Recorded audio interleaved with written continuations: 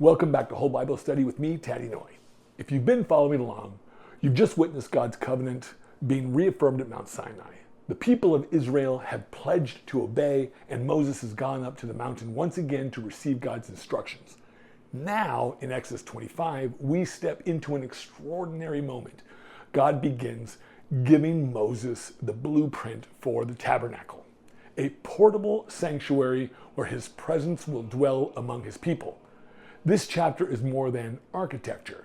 It's a revelation of God's desire to be close to his people, to live among them, and then to shape their worship. So let's read Exodus chapter 25 together from the New Living Translation. Now I switched translations in the last chapter because the NLT version is a really nice, more contemporary reading without losing a lot of the translational stuff. But I'm going to still pull out some of the translational issues that are important for us to know, so be aware of that. All right, here we go. Exodus 25. The Lord said to Moses, "Tell the people of Israel to bring me their sacred offerings, accept the tribulations from all whose hearts are moved to offer them. Here is a list of sacred offerings you may accept from them: gold, silver, and bronze, blue, purple, and scarlet thread, fine linen and goat hair for cloth, tanned ram skins and fine goat skin leather, acacia wood, 6 olive oil or for the lamps, spices for the anointing oil and the fragrant incense, onyx stones and other gemstones to be set in the ephod and the priest's chest piece." That's the piece that goes in my chest. "Have the people of Israel build me a holy sanctuary so that I can live among them. You must build this tabernacle and its furnishings exactly according to the pattern I will show you. Have the people make an ark of acacia wood, a sacred, a sacred chest 45 inches long, 27 inches wide, and 27 inches high. Overlay it inside and outside with pure gold, and run a molding of gold all around it. Cast 4 gold rings and attach them to its 4 feet. 2 rings on each side. Make poles from acacia wood and overlay them with gold. Insert the poles into the rings at the sides of the ark to carry it. These carrying poles must stay inside the rings, never remove them. When the ark is finished, place inside it the stone tablets inscribed with the terms of the covenant, which I will give to you. Then make the ark's cover the place of atonement from pure gold. It must be 45 inches long and 27 inches wide. Then make 2 cherubim from hammered gold and place them on the 2 ends of the atonement cover. Mold the cherubim on each end of the atonement cover, making it all one piece of gold. The cherubim will face each other and look down on the atonement cover with their wings spread above it. They will protect it. Place inside the ark the stone tablets inscribed with the terms of the covenant, which I will give you. Then put the atonement cover on top of the ark.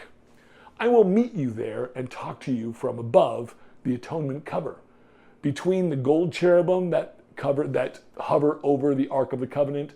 From there I will give you my commands for the people of Israel. Then make a table of acacia wood, 36 inches long, 18 inches wide, and 27 inches high. Overlay it with pure gold and run a gold molding around the edge. Decorate it with a 3-inch border all around and run a gold molding along the border. Make 4 gold rings for the table and attach them at the 4 corners next to the 4 legs.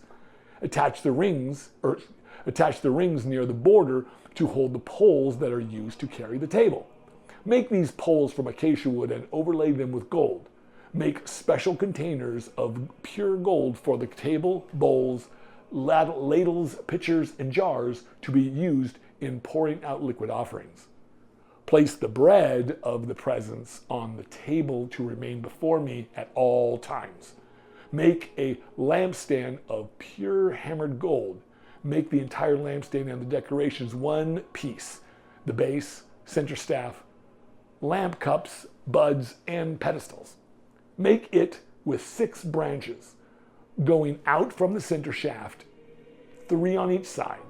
Each of the 6 branches will have 3 lamp cups shaped like almond blossoms, complete with buds and pedestals.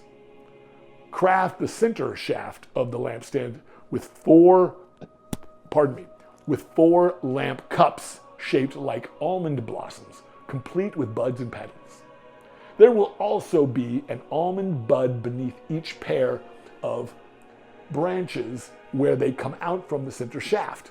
The almond buds and branches must all be one piece with the center shaft, and they must be hammered from pure gold.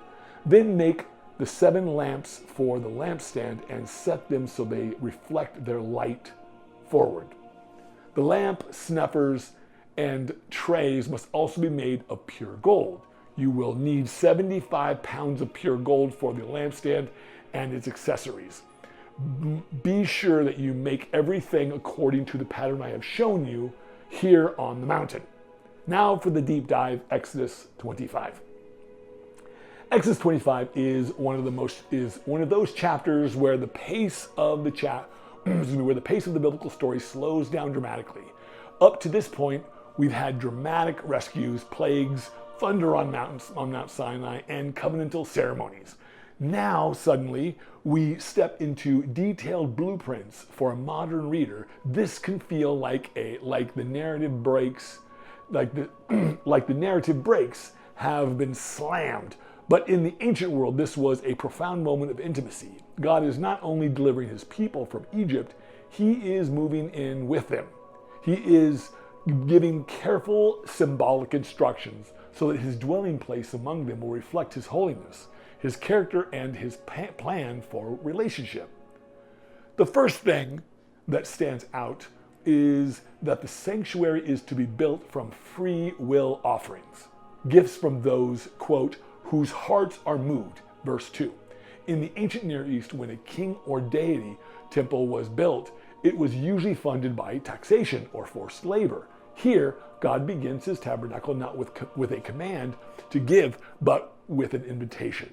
This is a radical theological statement. God's presence among his people is not to be the result of exploitation, but of love and willingness.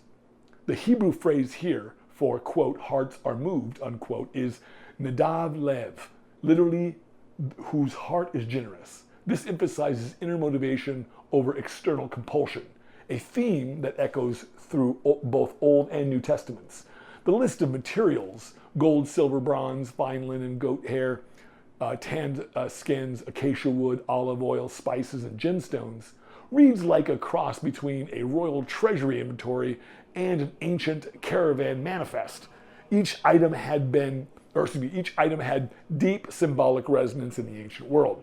Gold, for example, was not just a symbol of wealth, but of dignity. In Egyptian culture, the gods were thought to have skin of gold, and in Israel, gold becomes a marker of sacred space and vessels. The colors blue, purple, and scarlet were not only beautiful but expensive to produce. Purple dye made from murex sea snail was so costly it was reserved typically for royalty. Blue, the tekelel in Hebrew, was made from a particular sea creature and became especially important in Israelite ritual garments, symbolizing heavenly realities. The mention of acacia wood, shittim in Hebrew, is fascinating anthropologically. Acacia trees are amongst the few hardy species that can thrive in the arid and wilderness where Israel was traveling. Its wood is dense, resistant to decay, and abundant in the Sinai region, making it an ideal building material for portable sanctuary. That the tabernacle is made from what God provides in their environment is in itself a theological statement.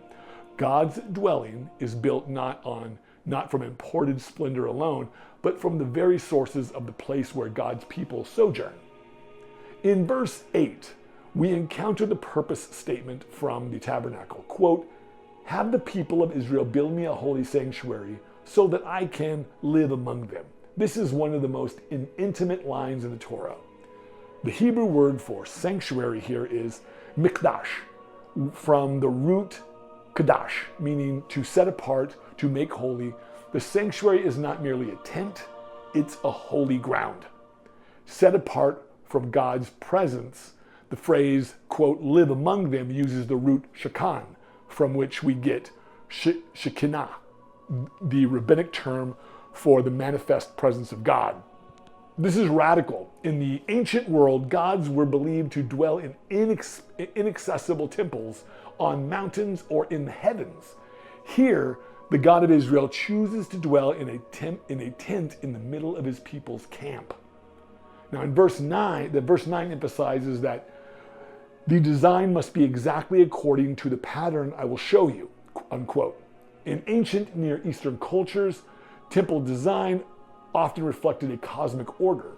Temples were microcosms of the universe, representing the dwelling of the gods in the heavens and the earth, and sometimes the underworld. The tabernacle fits this pattern, but in a uniquely Israelite way. It is divided into 3 sections: the outer court, the holy place, and the most holy place. These correspond symbolically to the visible earth, the heavens, and the highest heaven where God's throne is. This cosmic symbolism reinforces the idea that God's dwelling among Israel is not just a local shrine, but a reflection of the entire created order under his rule. The Ark of the Covenant, verse 10 through 22, is the first piece of furniture described, and for good reason. It is the central and most sacred object in the tabernacle. In Hebrew, it is called the Aaron Haberit, the chest of the covenant. Its dimensions, about 45 inches long, 27 inches wide, and 27 inches high, are small enough to be carried, yet it is overlaid with pure gold inside and out. Gold here is not about ostentation. It is about incorruptibility and sacredness. The ark is to contain, quote, the stone tablets of the covenant and the terms of Israel's relationship with God. This parallels ancient treaty practices where copies of covenant documents would be stored in a temple before the deity who witnessed them. But here, both copies belong to Israel, not one to God and one to the people, because God himself is their king dwelling in their midst. The ark's cover is called the place of atonement, unquote, or kepharet, from the root keper, meaning to cover or to atone. This golden slab is flanked by 2 cherubim, mysterious heavenly beings whose imagery appears in Mesopotamian and Egyptian art as throne guardians or angels. In Israelite theology, they are not deities themselves, but attendants of the true God. Their wings overshadow the kepharet, creating a symbolic throne for the invisible king. Verses 22 reveals that this is the meeting point where God will speak to Moses, literally the throne room of the divine within Israelites' camp. Next, the table for the bread of the presence in verse 23 through 30 is described. This bread, the lechem panim, literally bread of the face, was a perpetual offering before God, symbolizing the covenant relationship between him and his people. In the ancient Near East, temple meals were a standard part of worship. Gods were thought to consume offerings in some mystical way. In Israel, the bread was eaten weekly by the priests in God's presence, symbolizing shared fellowship rather than divine consumption. This points to a God who desires relationship and not mere ritual feeding.